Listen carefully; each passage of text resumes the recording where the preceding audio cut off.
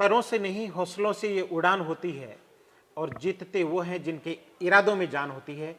नमस्कार, PCP Prince Sikar से मैं ओंकार मुंड। और आज हमारे साथ पीसीपी स्टूडियो में ऐसी दो होनहार लाडली बेटियां मौजूद हैं जिन्होंने अपने मजबूत इरादों के दम पर न केवल अपने परिवार की पहचान बनी है बल्कि अपने गांव और समाज की पहचान भी बनी है। हमारे बीच ब्यावर राजस्थान से जावित्रिका मौजूद हैं। जावित्रिका ने अभी मुझे बताया कि पंडित जी ने बहुत सोच समझ करके आपका नाम रखा था और पंडित जी के अनुसार जावित्रिका एक नाम जो डिक्शनरी सिनोनिम है वो मसाला होता है, लेकिन पंडित जी ने जैसा कि इनको बताया कि जावित्रिका का मतलब है हवा के वेग से भी तेज उड़ने वाली। और सही मायने में अपने नाम को अक्सर से जावित्रिका ने साबित भी किया है। आपके पिताश्री doctor Vijay Singh ji Chauhan college lecturer हैं और मैं इस मंच के माध्यम से विजय सिंह जी को इस बात के लिए भी बधाई देना चाहूँगा। आपने ब्यावर से 5 बच्चों को भेजा था और मैंने एक पहले साक्षात्कार में भी कहा था वो 5 बच्चे आज सेटल्ड हैं। हर्षिता ज्ञानचंदानी मेडिकल में जा रही हैं, उनकी बड़ी बहन वंशिका ज्ञानचंदानी एनआईटी सूरत में सेलेक्ट हो चुकी है। एक बेटा था यशवीर, वो आईआईटी में जा रहा है। आपकी खुद की बेटी जो इस समय इस इंटरव्यू में बैठी हैं वो 660 नंबरों के साथ मेडिकल में जा रही हैं और एक 5वीं बेटी हर्षिता मेवाड़ा वो भी मेडिकल में जा रही है। एक शहर से 5 बच्चे और पांचों के पांचों एक साथ सेलेक्ट, ये पीसीपी है। तो सबसे पहले तो आपको बहुत बहुत बधाइयां जावित्रिका, एक छोटे से शहर से निकल करके एक बड़ा मुकाम हासिल करने के लिए। स्टूडियो में हमारे साथ ईसा मौजूद हैं। एक सामान्य से परिवार से निकल करके किस तरह से सही मेंटर मिल जाए, सही संस्था मिल जाए तो बच्चा किस मुकाम तक पहुंच सकता है, ईसा इस बात की बहुत बड़ी मिसाल है। ईसा के पिताश्री संजय सिंह जी बीएसएफ में हैं, अभी भुज में पोस्टेड हैं और देश की सरहद की सुरक्षा करने में जुटे हुए हैं।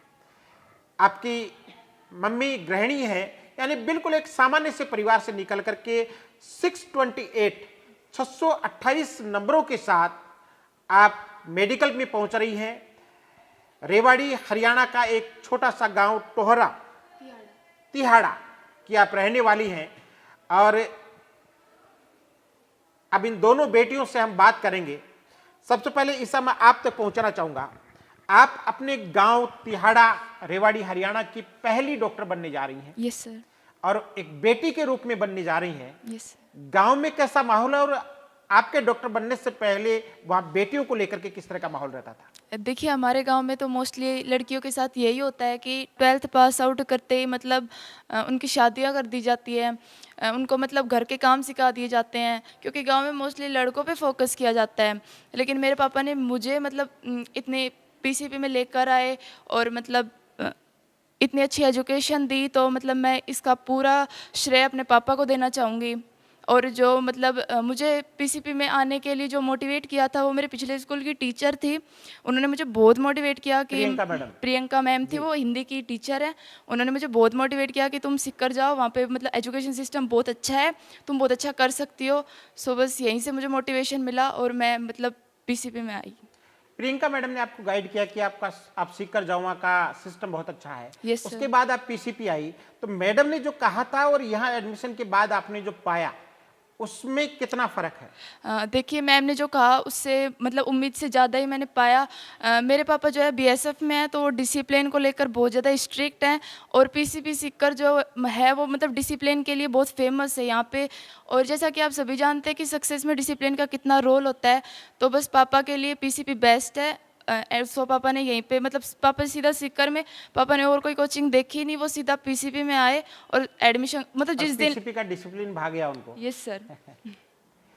तो ऐसा गांव की वो बेटियां जिनके पेरेंट्स बेटियों के सपनों को अक्सर मार देते हैं, उनकी मुरादों को, उनकी उम्मीदों को, उनके सपनों को अधूरा रख देते हैं, उन पेरेंट्स को आप क्या कहना चाहेंगे? देखिए, मैं यही कहना चाहूँगी कि अपनी बेटियों के आपकी जो बेटियाँ हैं उनके पंखों को बाँधिए मत, उड़े उन्हें भी खुले आसमान में उड़ने का मौका दीजिए। उन्हें मतलब अच्छी एजुकेशन दीजिए, उन्हें भी अपना सपना पूरा करने का मौका दीजिए। मैं उनको यही कहना चाहूँगी कि वो भी प्रेरणा बनकर किसी के जीवन को अगर मतलब किसी के जीवन के लिए अगर प्रेरणा बन सकती है तो उन्हें बनने दीजिए। उनके उनके सपनों को मारिए मत, उन्हें आगे बढ़ने का मौका दीजिए, उन्हें बेटों के बराबर अधिकार दीजिए। बहुत अच्छा ईसा। बेटी बेटियों के परों को बांधिए मत, उन्हें उड़ने के लिए खोलिए। ये थी हरियाणा के तिहाड़ा गांव की पहली डॉक्टर ईसा। एक शेर है बहुत अच्छा कि जमीन पे बैठ के क्या आसमां देखता है, परों को खोल जमाना सिर्फ उड़ान देखता है।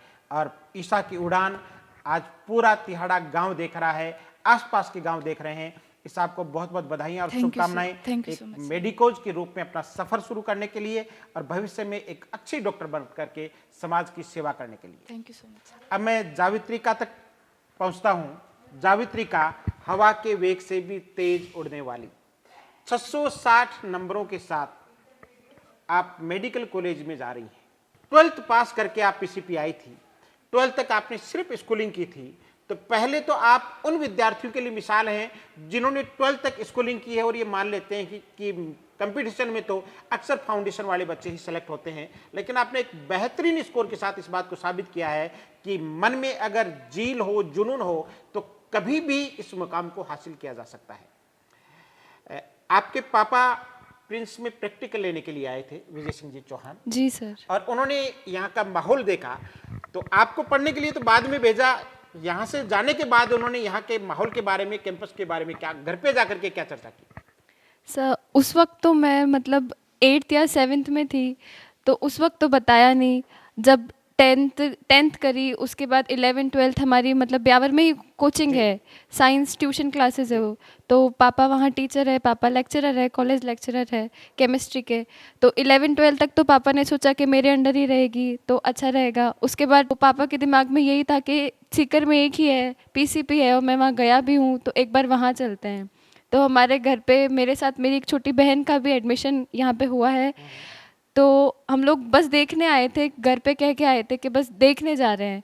और कब फाइनल हो गया, कब पापा को सब कुछ बहुत अच्छा लग गया। पापा थोड़े साल पहले आए थे, अब उससे और भी ज़्यादा इम्प्रूव हो गया। पापा को कब पसंद आ गया और एडमिशन भी हो गया यहाँ पे, और मैं यहाँ पे एडमिशन ले लिया। 2 साल की आपकी पीसीपी की जर्नी कैसी रही? सब बहुत अच्छी रही।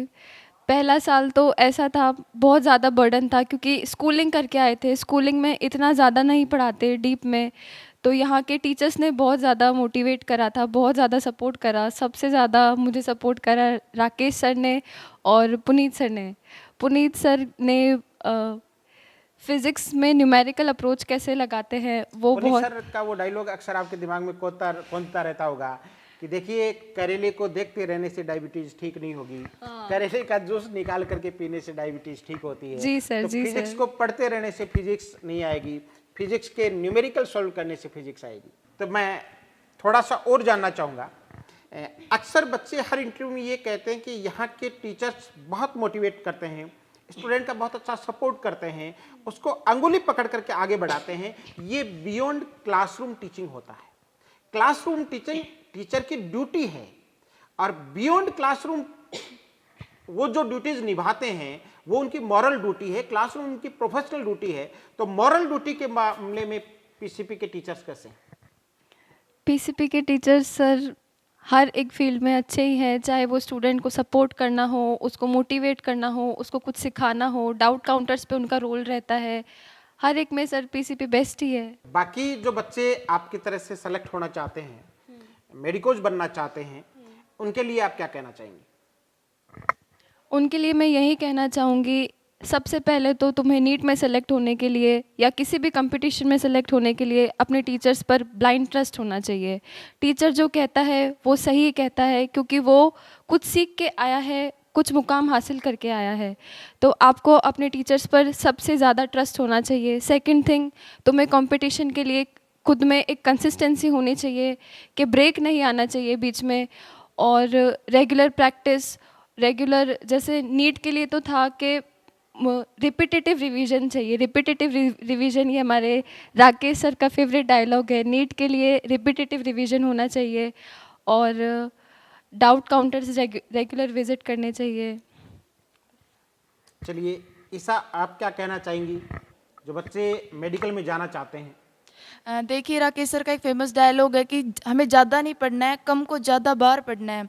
सो बस नीट जो है वो एक तो उसमें कंटिन्यूटी बहुत ज़्यादा इम्पोर्टेंट है, दूसरा रिपीटेटिव रिवीजन बहुत ज़्यादा इम्पोर्टेंट है। तो सो नीट में अगर सक्सेस लेनी है तो कंटिन्यूस रिवीजन एंड मतलब कंटिन्यूटी आपके अंदर होनी चाहिए। करत करत अभ्यास के जड़मति होत सुजान, बार बार प्रैक्टिस करें, प्रैक्टिस मेक्स मैन परफेक्ट। तो जावित्रिका, आपके पापा कॉलेज लेक्चरर हैं, केमिस्ट्री उनका सब्जेक्ट है, तो केमिस्ट्री 11-12 तक उन्होंने इसलिए अपने पास आपको रख लिया कि मैं चूंकि साइंस हैंड हूँ, केमिस्ट्री का लेक्चरर हूँ, तो अच्छे से तैयार कर लूँगा, और उन्होंने आपको अच्छे से तैयार भी किया है। तो आपकी सक्सेस में आपके पापा की कितनी भूमिका है? मेरे सबसे बड़े इंस्पिरेशन और मेरे आइडल वो मेरे पापा ही हैं।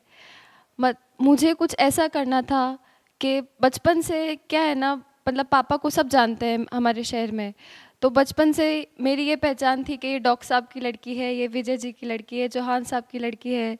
कुछ ऐसा करना था कि मेरे पापा को मेरी वजह से रिस्पेक्ट मिले, मेरे पापा को मेरे नाम से जाना जाए कि ये जावित्रिका चौहान के पापा है। क्या बात है।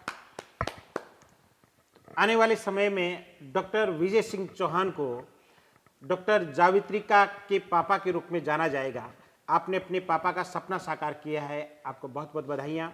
इस समय आप तक पहुंचना चाहूँगा, आपके पिताजी फौज में है, आर्मी में हैं, देश की सरहद की सुरक्षा में जुटे रहते हैं, तो बहुत बार उन्होंने आपको कहा होगा कि ईसा बेटा, हमारी जॉब तो एक डिसिप्लिन के साथ निकल जाती है, पूरी उम्र देश की सुरक्षा में निकल जाती है, मैं चाहता हूं कि तुम कुछ ऐसा करो कि तुम्हारी वजह से मेरी पहचान बने। ऐसा मौका कब आया? जब मैं घर से आई तो मैं 3 वर्ड सीख के आई थी कि हार्ड वर्क, डेडिकेशन और डिसिप्लिन। हार्ड वर्क और डेडिकेशन जो था वो मैंने अपनी मम्मी से सीखा है। मतलब उनका किसी भी काम को लेकर उनका जो डेडिकेशन है कि मतलब जो काम करना है वो आज ही करना है, अभी करना है। एंड डिसिप्लिन मैंने अपने पापा से सीखा है। तो हार्ड वर्क, डेडिकेशन और डिसिप्लिन से ही मुझे सक्सेस मिली है। तो इसका पूरा जो श्रेय है वो मैं अपने पेरेंट्स को देना चाहूँगी। तो ये थी हमारी दोनों होनहार लाडली बेटियां। आप दोनों को उज्जवल भविष्य के लिए बहुत बहुत शुभकामनाएं।